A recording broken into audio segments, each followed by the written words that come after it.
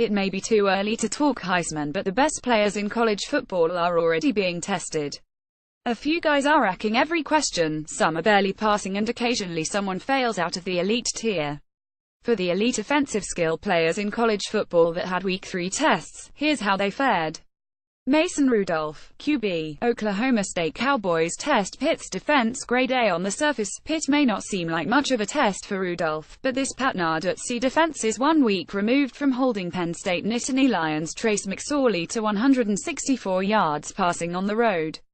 It had another chance to make a statement with the Pokes coming to Pittsburgh Panthers for a morning game, but the only statement was made by Rudolph and his 497 yards and 5 touchdowns.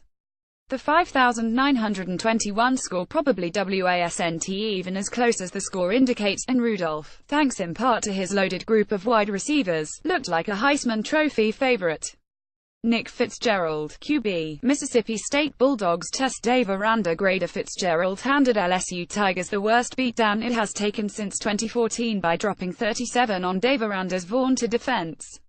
Coming into the week, LSU was 5th in the nation in total defense and had given up 63 rush yards in 2 games. Fitzgerald rushed for 88 himself and scored 2 touchdowns on the ground.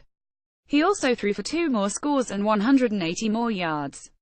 The yardage may not be gaudy, but his ability to threaten LSU's edge defenders allowed the Bulldogs to plow their way to an easy win and should thrust Fitzgerald into Heisman contention.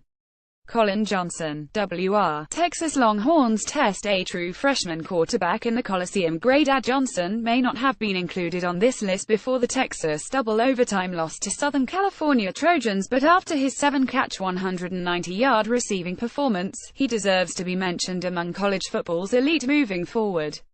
He's 6'6", 220 pounds, and he put a true freshman quarterback on his back for much of Texas' valiant showing in Pasadena. Johnson has flashed plenty prior to Saturday night's breakout performance, 7 catches 125 yards versus Maryland Terrapins, but as Texas continues to iron out its new offense under Tom Herman, his role and profile should only expand. John Kelly, RB, Tennessee Volunteers test. A nasty Florida Gators defense. Grade B. Tennessee's offense had nothing to offer on Saturday afternoon, except Kelly. He finished with 19 carries for 141 yards and a touchdown with 96 more yards receiving.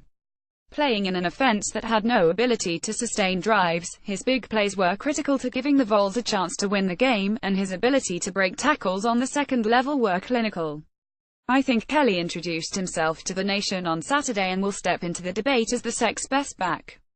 The only thing that keeps Kelly from the A range is a drop on Tennessee's final drive that would have given the Vols the lead, and an unsportsmanlike conduct penalty that resulted in a long kickoff return and eventual score for Florida. Sam Darnold, QB, USC test. Tom Herman's 60 career record against top 25 teams. Grade B. Thi's game was far from perfect for Darnold, but Darnold was perfect when the game was on the line. His game-tying, 37-second drive featured a jump pass to avoid a free rusher that flipped the fortunes of everyone involved. Darnold showed the clutch gene that few possess, elite or otherwise, and after only producing 14 points through the first 5,923, he ultimately finished with 397 yards passing, 3 touchdowns, and was just about perfect in the game's closing minutes. Josh Rosen, QB, UCLA Bruins test. An opponent that was going to score almost every possession. Grade C. I am not going to give a failing grade to a kid that threw for 463 yards and 4 touchdowns, but for all of Rosen's dead-eye marksmanship, he was responsible for some devastating friendly fire, too. Rosen threw 2 bad interceptions, and one of those was a junior varsity-type decision that resulted in 6 points for the Memphis Tigers defense. He's the only reason UCLA was in the game, but even dating back to the Texas A&M Aggies game, he gets away with some bad throws and bad decisions that leave you scratching your head. Lamar Jackson, QB, Louisville Cardinals test. The defending national champs in primetime. Grade C. Thi's one really should be graded on a curve. We should look back after the season and see what all the quarterbacks have done against this Clemson Tigers defense, because through 3 games nobody's been able to do anything, including the reigning Heisman Trophy winner. Through Saturday, 3 opposing quarterbacks over 2 games had accounted for 98 yards of offense total against Clemson.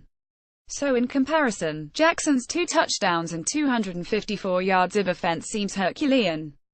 He may take a step back in the Heisman race, but Jackson still looks special.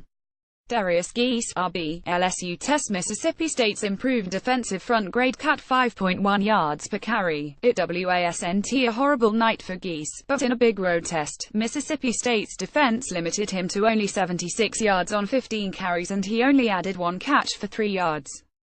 That's not a performance that's going to scare off NFL teams, but it's not the transformative outing that LSU needs from a guy that is its only legitimate superstar on offense.